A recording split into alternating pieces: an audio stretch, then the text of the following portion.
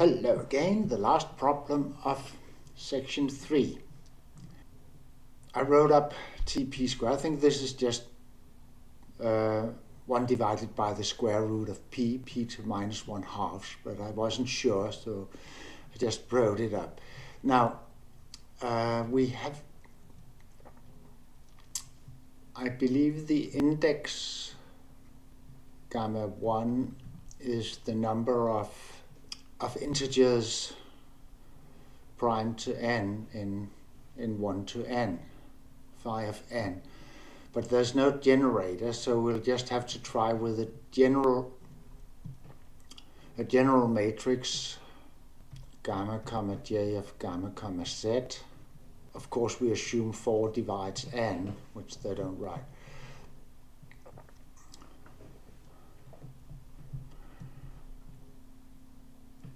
Now, so if we call this g of z, we have to show that that's chi of d times g of z, provided it holds for f. And to do that, we have to take gamma through all of these matrices, and then show that we get the same orthomorphy factors.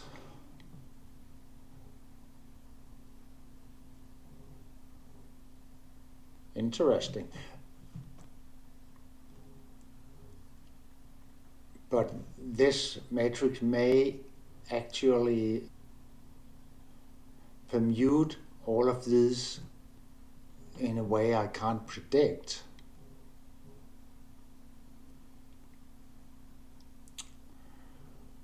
Well, to get started, I'll find the correct expressions from the proof of the theorem on p squared in the book, and then I'll try to see if I can pull them through. Just a little update. It's still February 28th. I corrected the orthomorphy factors. In case n is 4, we have the generator minus 1 of gamma 1, a side class, and when n is 12, we have minus 1, we have 3, which gives 9.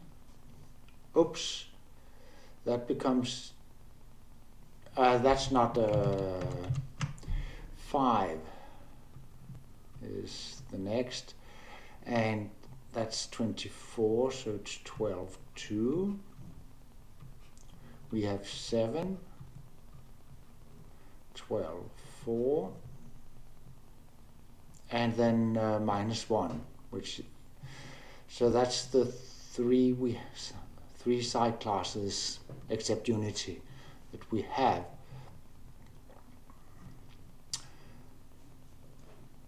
So to see what happens, I would start with this one, and that's easy, and then afterwards I would try these two,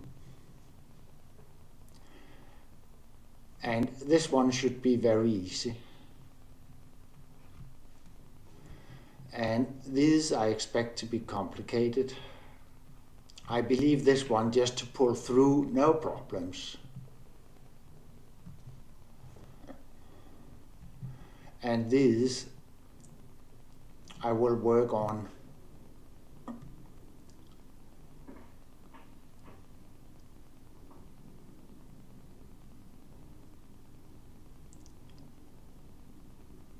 And I'll just go ahead and do it and then see what happens.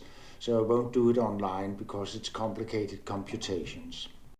Hello, today is Saturday, March the 1st, 2025, and I've looked up this exercise again, and I actually think this is operating on too low a level of abstraction So I have another idea, and it's going up to the definition.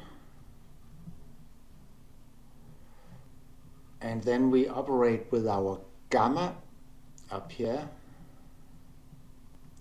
So we call this G of Z. And let's call this guy alpha tilde.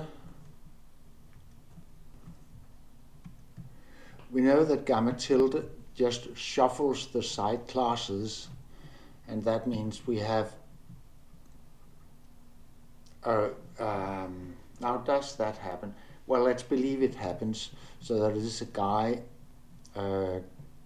gamma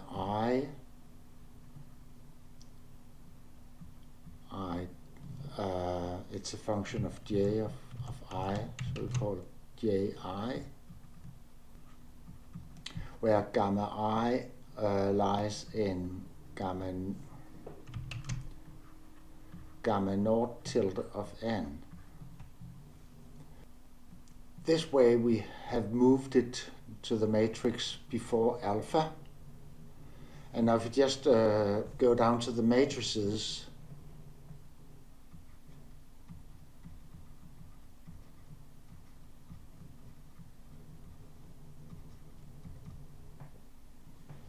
so I'd like to pull it through here as well.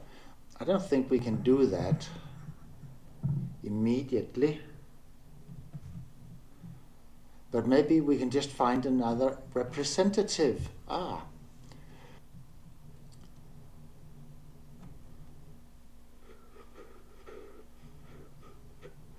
Of course, we can also write it as some matrix beta in gamma 1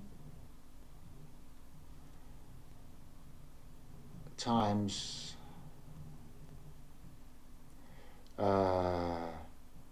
some matrix in gamma naught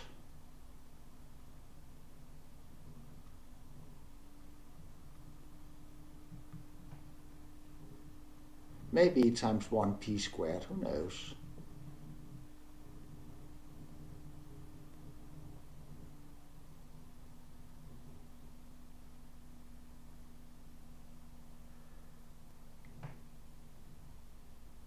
Well, that's what I want. So I'll just check if such rewriting is possible. It looks like something they've done in the book. So beta lies in gamma 1 of n and gamma naught in gamma naught of n. Or maybe the other way around. Actually, this is silly. They would go together to 1 gamma naught in gamma naught of n, and that I don't think that can be done.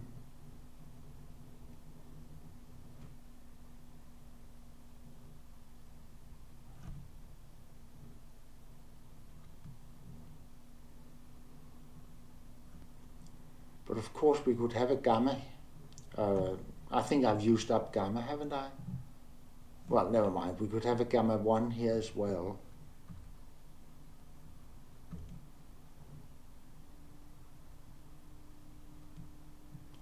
That should be possible, really. So I'll try that. And then we should be able to move gamma I, so to speak, through here. And then if it has the same, where do we have in matrix? Oh, I haven't written it at all. Well, if we have the same value of d, then chi of d will come from the first matrix, and that'll give the same for all the side classes. So that's the strategy. I hope you got it. Hello there. Today's Tuesday. I kept Sunday off and I didn't get anything done yesterday. I did get an idea though on how to move psi inside here. We can exchange this with any side classes. So I thought maybe these would be side classes as well. So we need first to show that they actually lie in gamma 1 of n. So we project it to modulo n, and then the reciprocal is d minus b naught a. So it's just multiplying these guys. And AD we know is equivalent to 1. So it actually does lie in gamma 1 of n. Next we must show that they represent distinct side classes. So let's assume that this guy lies in gamma double mark, and we take the opposite direction and inverse them all. And let's assume that this lies in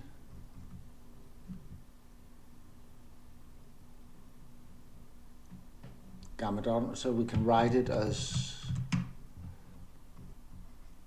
gamma double naught, and then I guess we can multiply, and this guy will lie in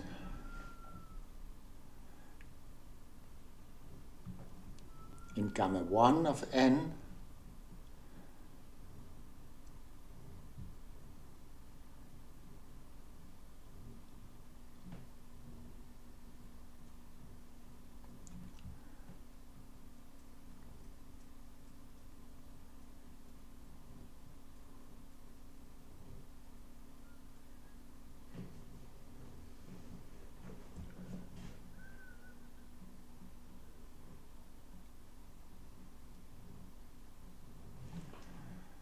I believe this is a problem we'll have with working through here the next part as well,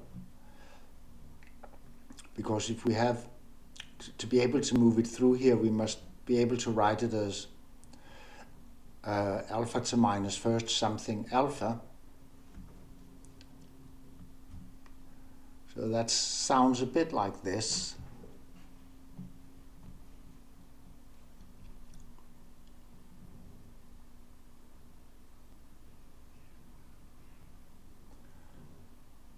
Of course, I'd like to prove that this lies in gamma double mark.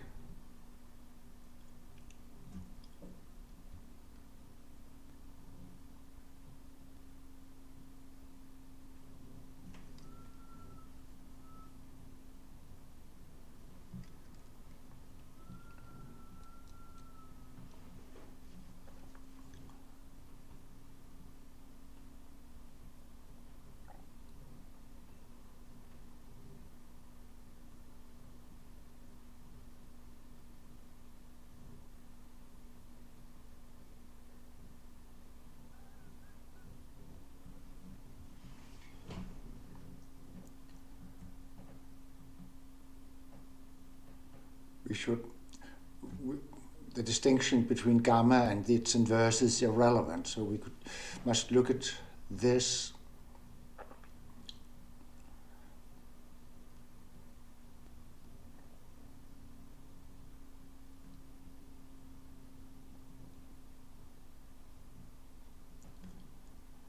And as far as I believe, the problem is whether p squared divides this. So we need to write up what we get up there.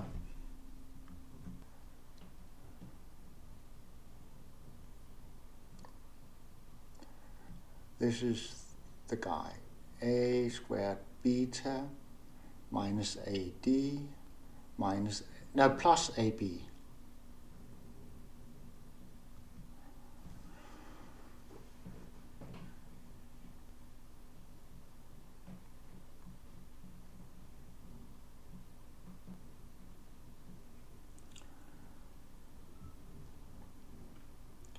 So I can't see why p squared should divide this.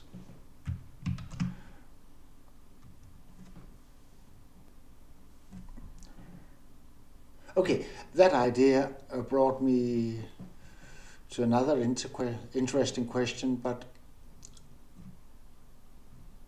I haven't shown that these are actually side classes, that they lie in distinct side classes.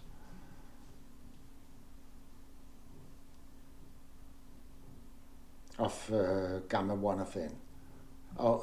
Gamma, what is it? Yeah. Side classes of gamma double naught n gamma 1 of n.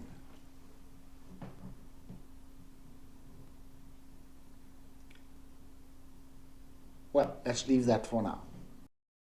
It's now Saturday, and I'm sorry to say that my strategy didn't work at all.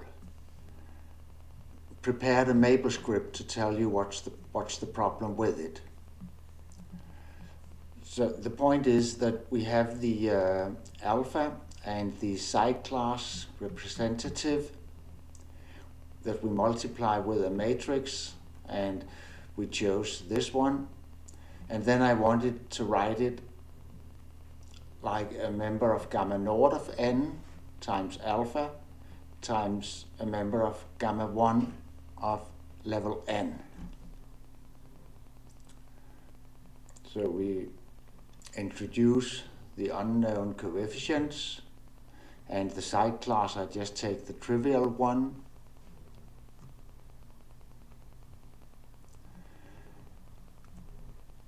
And then we want all these to vanish.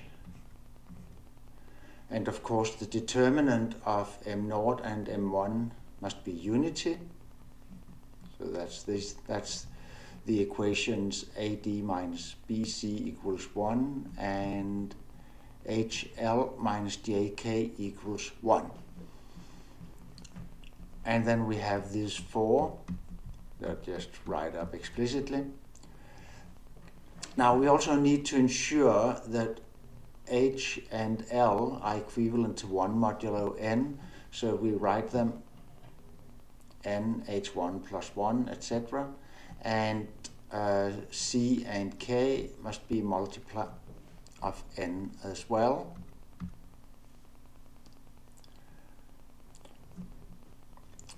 This way we have 8 indeterminants, and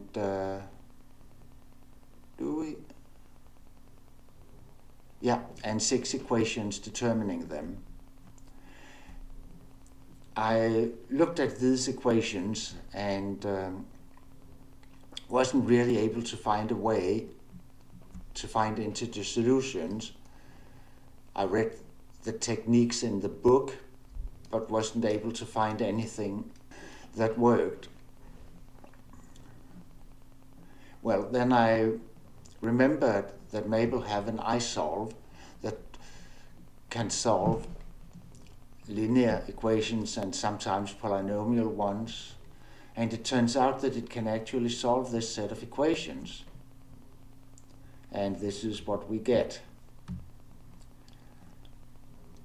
So A and B and C, D must be unity, all right, and H1 plus 1/3, and the same with L1, it can't be an integer.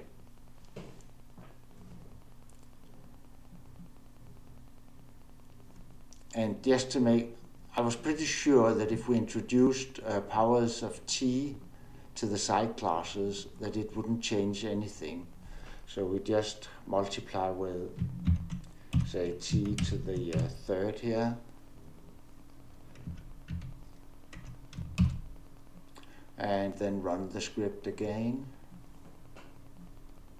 Oops.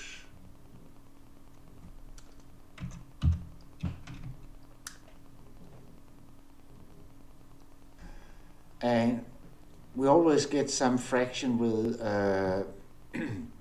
thirds.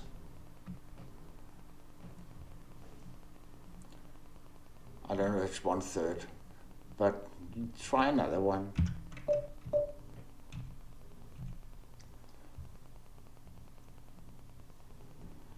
And the same. So I conclude that my strategy was an utter failure. Back to square one. Monday, 10th of March. I've had a blow to my ego. I thought I was a good student, but I've actually broken one of the basic laws when one finds out that one has misunderstood a concept or not understood it fully. Or maybe the last misunderstanding is better. I didn't read this section, or this part of the section. I don't remember reading it even once. So what one shall do after clearing up the misunderstanding and working a little with the concept is to reread everything that follows the introduction of the concept. I failed to do that.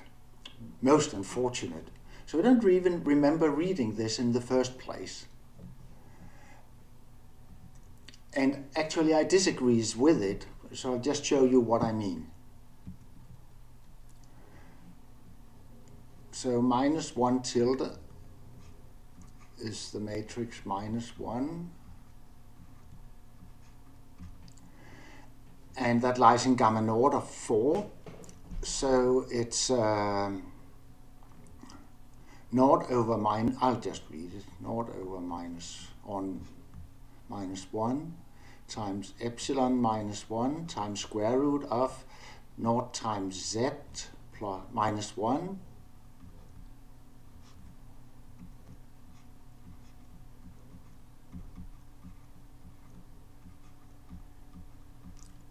And we've had this a number of times, and that means that f of z operated on by minus 1 tilde, k halves, is minus 1 to minus kth, f of minus z divided by minus 1.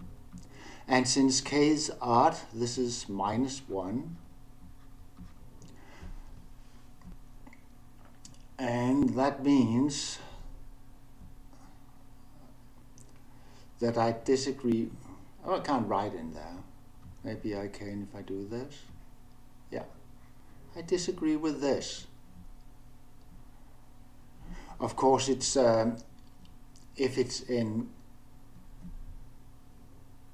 m k halves of gamma naught of n, finish, then this would be true. But I think this is wrong, and that means that we are in, because k is odd, so we are in the same case as with integer Hecke operators, that when k is odd, only odd characters where chi of minus 1 equals minus 1 have functions in them, and the even do not. Hello, it's now Thursday the 13th. So I'll just explain what I've been doing. We should look into gamma double mark naught of n, because this, if we have an element of this group, we can pull it through alpha. And the Hecke operator is defined by these matrices. This is actually a normal subgroup.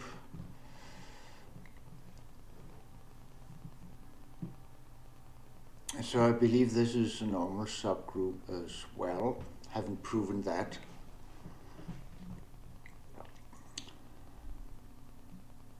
The idea of permuting the side classes, I wanted to compute it explicitly in Mabel. So I took the example n equals 12 and p squared being 25. That a lot of matrices, so maybe I should rather take a more simple example, like p equals 3, and then we can choose n equals 8 actually. So first I found the matrices, how they are side classes to this. And there's a little weird thing, because we get some matrices to the left.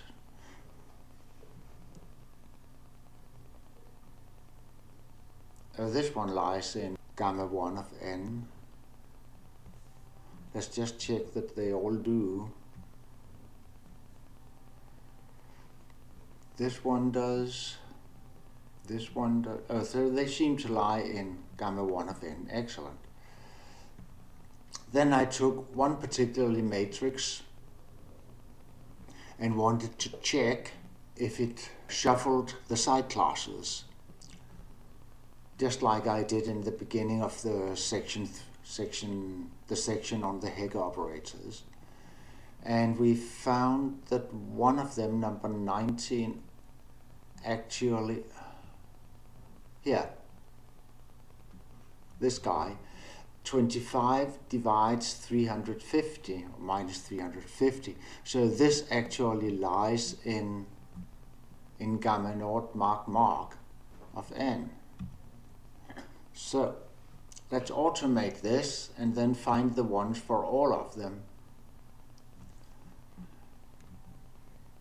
And after testing, I made the table, and it found very many of them shuffling correctly. Unfortunately, we get 1, 2, 3, 4, 5, where it doesn't find the side class it shifts to.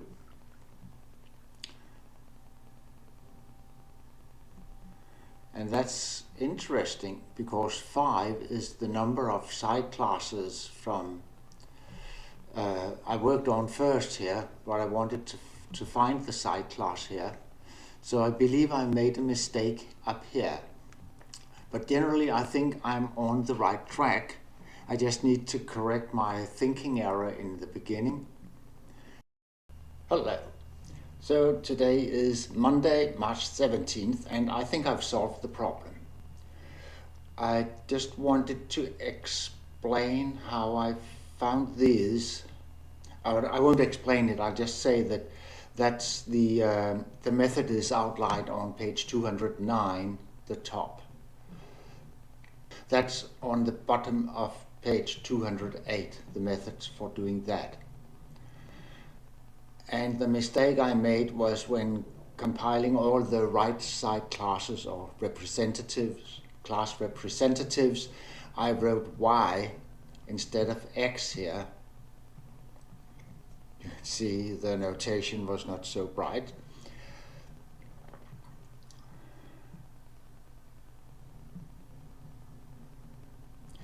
This procedure takes gamma I and a matrix M. I just chose one to operate on. Where is that? Oh, here. So that lies in gamma naught of n. And then we see how M shuffles the right-hand sides, representatives. So we need to find gamma I, which one is it shuffled to? That's found here. And if it finds no one, it returns naught, which it did quite a number of times when I had the wrong side class representatives. And now if we shuffle them all and see what results we get, the table of the results, we see we get all the integers from 1 to 30. So they are shuffled 1 to 1, as expected.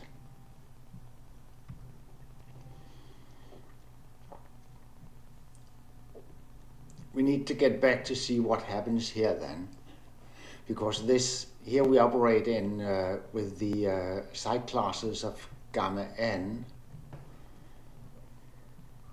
gamma 1 of n, level n. The proof is in chapter 3, the lemma that gives this formula. And it turned out that this is the only place in the theory where we use these matrix sets. You see, I didn't quite understand where they came into the theory because I've not been using them all the way through this section, but they are actually used exactly to prove this. And it appears that it works here as well. So we get gamma naught of n is a distinct union of this guy's right-hand side to this with the same matrices. So that was very nice. And that means that when we operate on, and then some factor before, which we just disregard, and then g of z, we called it m, and we don't write this k halves, that's too much. And now when this shuffles, and then we write this as, now where's the alpha? Oh, that was the alpha. That's a better alpha. Then we write this as alpha to minus first delta I alpha. So they cancel. And all these delta i's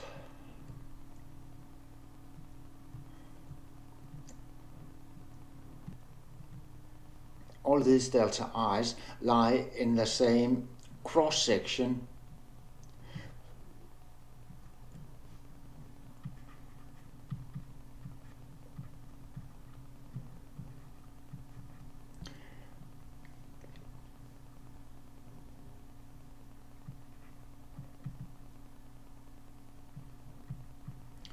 so the lower matrix index is equivalent to d modulo n for all of them. And that means that this is chi of d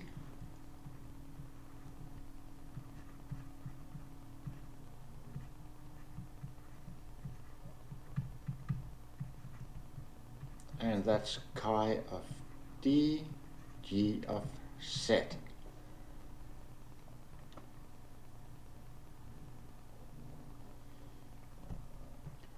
So to do this, I had to go through the whole theory and work on this as well. And that was quite challenging. Because to do that, I had to understand the theory much better than I did after just working a little on it, studying it well enough to understand it, but apparently not to be able to use it. So this finishes section 3.